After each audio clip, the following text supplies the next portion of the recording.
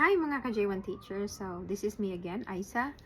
So this is the part 2 of saving tips as a J1 teacher. So ako, based in my experience, yung mga perang sinisave ko, actually nakikinig ako sa mga research, yung mga podcast, sa mga expert din na mga tao, at saka especially sa mga OFW. So ito yung mga common na ini-invest nila from their salaries for savings. So we're talking about our future, and it is a passive income. First thing, nag-invest ako sa MP2.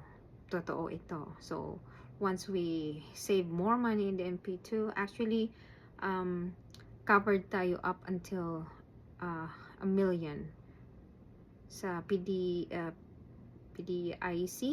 yun ba yun?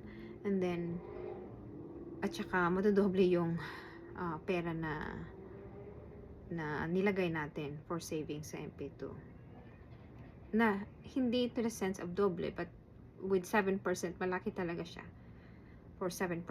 And then the next one is yung mga digital savings. Nakakatakot sa una, pero it's been proven and tested before coming here.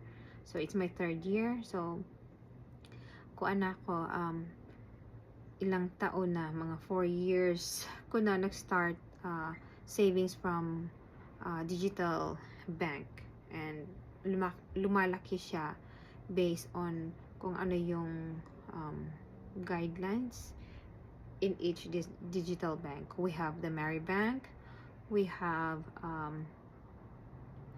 the GoTime, we have CIMB, and a lot more. So you can research about digital banks using your phone, your Google, or also ChatGPT. You can ask which bank, digital banks in the Philippines yung malaki yung tubo, or daily or monthly. Ito rin sa Security Bank, yung money builder account nila, every month nag-accumulate din siya. So yung Security Bank na money builder,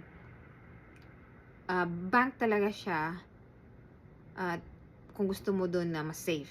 Pero usually malaki yung tubo pag nasa digital bank ka, and i-time deposit mo, mas malaki pa siya.